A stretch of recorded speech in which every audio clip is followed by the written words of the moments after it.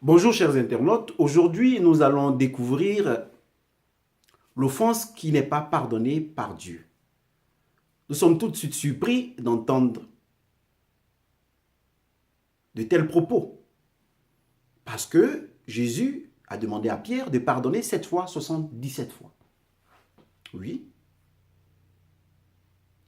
il n'appartient pas aux hommes de juger le prochain, de condamner le prochain.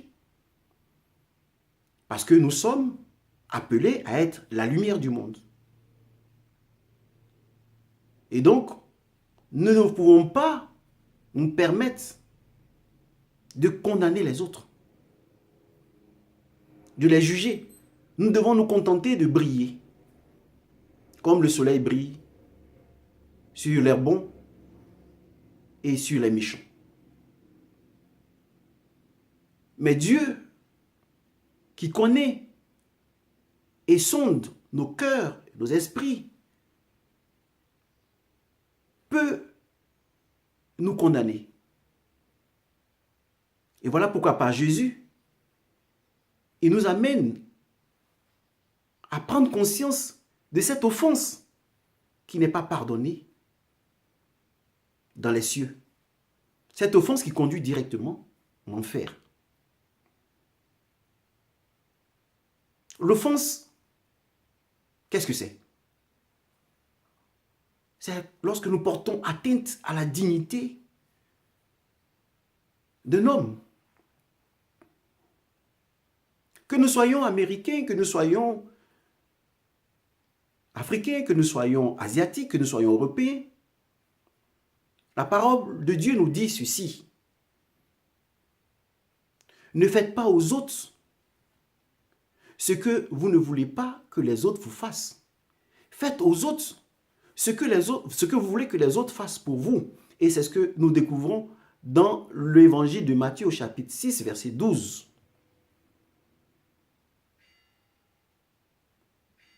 Les droits universels de l'homme nous disent que l'homme a droit à la vie, à la sûreté, à la liberté.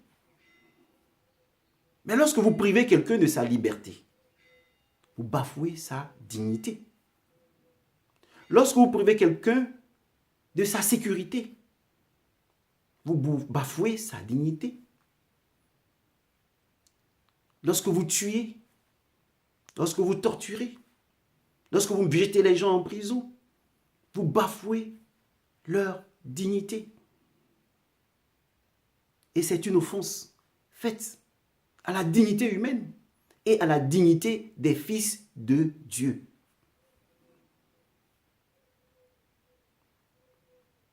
C'est à ce propos que Jésus dit ceci. Dans l'évangile de Matthieu au chapitre 5, versets 21 à 22. Il a été dit à vos pères, parlant des Juifs, mais aujourd'hui considérons que les Juifs, c'est nous tous. Parce que tous ceux qui sont attachés à la loi. Et il a été dit à vos pères que celui qui tue répondra de son acte devant le tribunal. Mais moi je vous dis, et il s'agit ici de la loi de Jésus, ce que la Bible appelle la loi de Jésus, je vous dis, celui qui se met en colère contre son frère répondra devant le tribunal de l'acte, du sentiment mauvais qu'il éprouve en lui-même. Jésus est venu pour que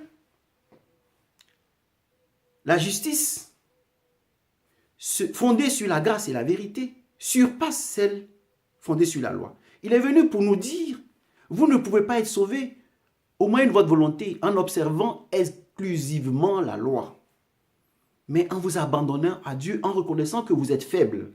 Alors Dieu vous rendra fort.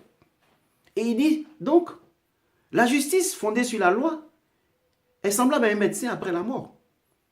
On a tué, il a posé son acte, il a perdu tout contrôle, il a perdu sa raison. Que ce soit un homicide volontaire ou involontaire, quelque part, on perd le contrôle. On peut perdre le contrôle de sa voiture, on peut perdre le contrôle de sa raison et tuer. Et quand on arrive à ce niveau, Alors, le tribunal des hommes intervient. Mais pourquoi cette personne est morte? Pourquoi vous avez tué? Et on juge la personne. Le Seigneur dit non. Le tribunal de Dieu va plus loin, va à la racine du mal. Cherche à savoir déjà d'où vient le mal et cherche à éradiquer le mal à sa racine.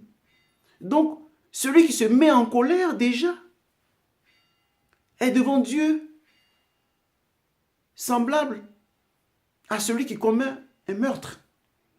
Parce que il est de manière potentielle un meurtrier. Quand vous mettez en colère, vous perdez votre raison. Vous perdez le contrôle de vous-même. Vous pouvez prendre une voiture, faire du mal. Vous pouvez tuer. Vous pouvez vous enivrer. Et le Seigneur dit, donc, la justice des hommes regarde la mort. Mais la justice de Dieu regarde déjà chacun de nous dans son fort intérieur, au-dedans de lui-même. Donc, lorsque nous nous mettons en colère, que nous sachions que les anges transmettent déjà notre colère au ciel.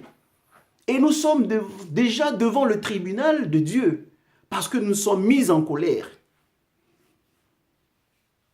Voilà pourquoi il a dit, quand vous avez quelque chose contre votre frère, faites aller, réconciliez-vous avec lui. Parce que vous êtes devant le tribunal de Dieu, parce que vous êtes en colère avec votre frère, contre votre frère. Le ciel déjà vous entend, écoute vos battements cardiaques qui sonnent dans le ciel, parce que nous sommes liés au ciel. Le royaume des cieux au milieu de nous, il n'est pas loin de nous. Il est au fond de nous-mêmes, dans nos cœurs. Donc tout ce que nous faisons monte automatiquement vers les cieux. Et nous sommes devant le tribunal de Dieu. Donc celui qui se met en colère est déjà devant le tribunal de Dieu. Et Jésus va plus loin pour dire, celui qui insulte son frère, qui lui dit crétin, est déjà devant le tribunal de Dieu. Celui qui dit fou, alors là, il n'est même pas devant le tribunal de Dieu. Il est jeté en enfer. Et pour comprendre que Jésus accorde plus d'importance à nos actes spirituels, il nous dit ceci, de manière graduelle. Celui qui se met en colère répondra devant le tribunal. Celui qui insulte son frère ira devant le grand conseil. Vous voyez, en justice, dans la justice des hommes déjà, un tribunal d'instance, de première instance, il y a un tribunal de grande instance, il y a un tribunal civil, un tribunal de grande instance, et puis il y a le tribunal d'exception. Lorsque votre faute correspond par exemple à moins de 10 000 euros, c'est les tribunaux d'instance qui vous jugeront. Lorsque vos fautes causent des dommages et intérêts de plus de 5 000 euros, qui est plus de 10 000 euros, vous répondez de votre acte devant un tribunal de grande instance. Et Jésus, c'est ce qu'il nous dit. Le meurtre, la colère, vous conduit devant un tribunal. L'insulte vous conduit déjà devant un tribunal de grande instance parce que votre faute est déjà grave. Mais lorsque vous dites fou, alors il n'y a plus rien à faire pour vous. Vous allez, voilà l'offense qui vous conduit directement dans le feu éternel. Pourquoi? Parce que le Seigneur nous dit, celui qui tue le corps, c'est grave, mais c'est moins grave que celui qui tue l'âme. Et comment vous tuez l'âme? Chacun de nous tue l'âme de l'autre par notre manque d'amour. Parce que notre manque d'amour bafoue la dignité de l'autre. Voilà pourquoi Jésus dit, à la fin des temps, Dieu dira, j'avais faim et vous ne m'avez pas donné à manger. J'avais soif, vous ne m'avez pas donné à boire. J'étais en prison, vous ne m'avez pas visité. J'étais malade et vous n'avez pas pris soin de moi. Et ces personnes lui diront, mais quand tu es venu à nous malade et nous n'avons pas pris soin de toi, il dit, mais ce que vous faites à ces petits, c'est à moi que vous le faites. Donc ceux qui, par manque d'amour, bafouent la dignité de l'autre, les privent les autres de leur liberté, privent les autres de leur vie, alors que la vie est sacrée. Vous avez droit à la vie, vous aimez la vie, mais les autres aussi aiment la vie. Ce sont des hommes, mais pourquoi vous bafouez cette aspiration des autres à la vie, à la sécurité, à la liberté? Vous bafouez la dignité humaine, vous bafouez la dignité des fils de Dieu, à tel point que des personnes qui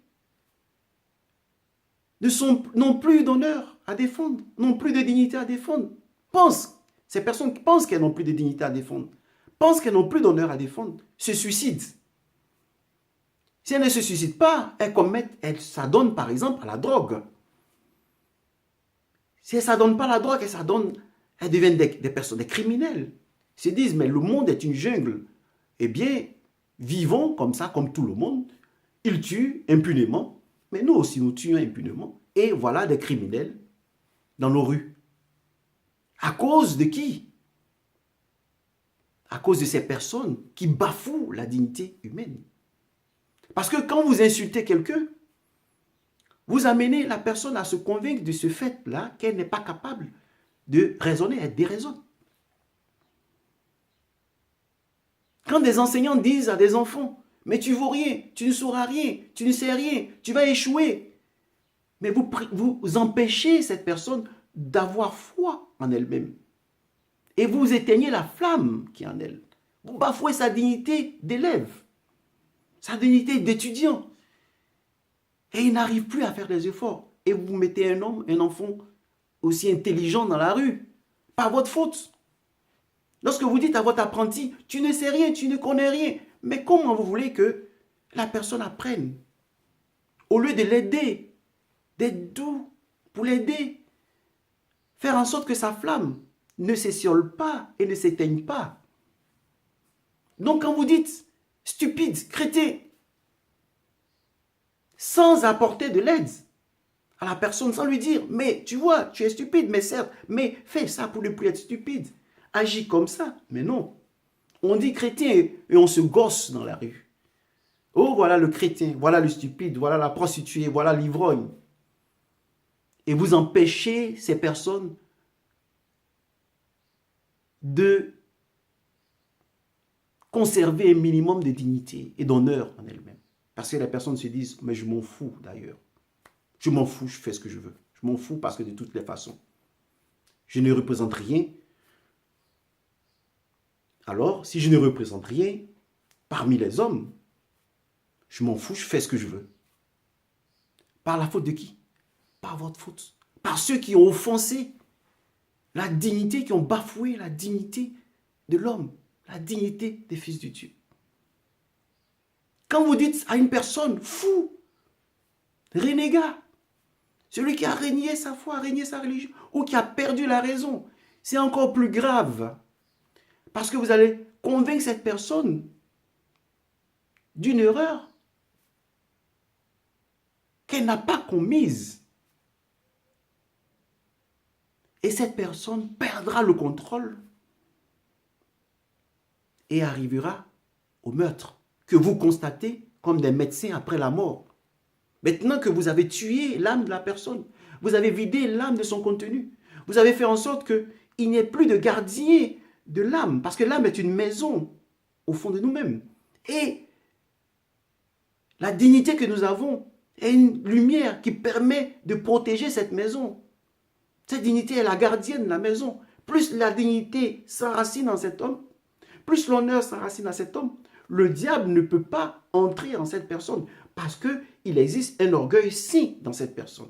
Cette personne dit non, je ne ferai pas ça, je ne boirai pas, je ne me prostituerai pas, je ne ferai pas de mal parce que je suis digne, je suis fils de Dieu, je suis un homme, je ne vivrai pas comme un animal. Je ne m'abandonnerai pas à la débauche sexuelle. Je serai ça. Cette personne, sa dignité protège sa maison, protège son âme. Mais quand vous brisez cette forteresse, en bafouant son honneur, en bafouant sa dignité, bien, cette personne devient une porte ouverte aux petits chiens qui envahissent sa demeure intérieure, son âme, et en font un palais. Par la faute de qui? À cause de nos offenses. Voilà pourquoi nous disons, Père, pardonne nos offenses comme nous pardonnons à ceux qui nous ont offensés. Parce que Dieu permet de construire et de maintenir cette dignité en nous. Pour ne pas que nous soyons livrés aux petits chiens.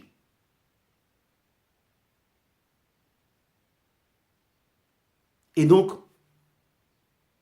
il nous faut comprendre que l'offense qui tue l'âme, qui tue la conscience de l'homme, à tel point que cette personne n'est plus à même de discerner le bien du mal, cette offense est l'offense la plus grave. Cette faute n'est pas pardonnée, surtout quand elle est faite sciemment. Voilà pourquoi le Seigneur dit, durant son sermon sur la montagne, il nous dit ceci, dans Matthieu chapitre 5, versets 11 à 12. Lorsque les gens raconteront toutes sortes de mal contre vous, lorsqu'on racontera des choses inventées pour vous détruire moralement, pour vous détruire spirituellement, soyez forts. Soyez forts parce que de tels actes sont des actes odieux qui viennent de Satan, leur père, pour vous détruire intérieurement. Vous demeurez dans la vérité, demeurez attachés à Dieu. Dieu connaît vos cœurs.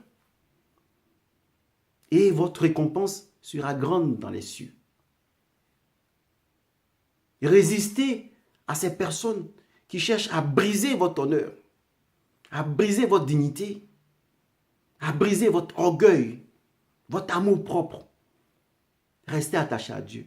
Et même quand on vous bafoue, restez attachés à la vérité et à Dieu. Mais cette offense ne sera pas pardonnée. Non pas par nous. Nous nous pardonnons toujours parce que nous sommes faibles comme l'autre. Autant l'autre nous offense, autant nous offensons l'autre. Autant l'autre nous manifeste un manque d'amour, autant nous aussi, nous avons par moments manifesté un manque d'amour à l'endroit du prochain. Voilà pourquoi nous disons, nous ne sommes pas à même de condamner l'autre, de juger cette offense. Mais Dieu juge cette offense. Donc évitons, nous, de devenir ces personnes qui offensent sciemment l'autre pour détruire en lui la foi. Dieu se les juge. Que les Juifs soient attachés toujours à la loi mosaïque, à la promesse divine. Il ne nous appartient pas de les juger. Nous sommes chrétiens, catholiques. Bon, faisons ce que nous avons à faire. Dieu seul sait pourquoi, malgré tout, ils sont attachés à leur foi. Il le sait. Mais il appartient à nous, là où nous sommes appelés, de vivre conformément à la volonté divine, de préserver la dignité qui est en nous. Dieu seul sait d'où nous venons et où nous allons. Nous ne savons pas d'où nous venons et où nous allons. Alors il ne nous appartient pas de condamner, de juger les autres, de les offenser en nous prenant pour des maîtres de la pensée, en les offenser pour préserver notre bien matériel. Parce que nous voulons vivre dans l'opulence, dans l'aisance, pendant que nous aimons voir les autres dans la rue, en pleine saison de pluie, et nous sommes heureux. Eh bien, c'est bafouer la dignité humaine. Et ce type de faute, d'offense, ne sera pas remise par Dieu, comme il est dit dans l'évangile de Matthieu, au chapitre 5, versets 21 à 22. si vous dites à votre frère fou, renégat, ou vous l'amenez à perdre donc la raison, à perdre le contrôle de lui-même, eh bien, si vous le faites sciemment, votre péché ne sera pas pardonné. Vous répondrez de ce mal en enfer. Merci et au prochain cours.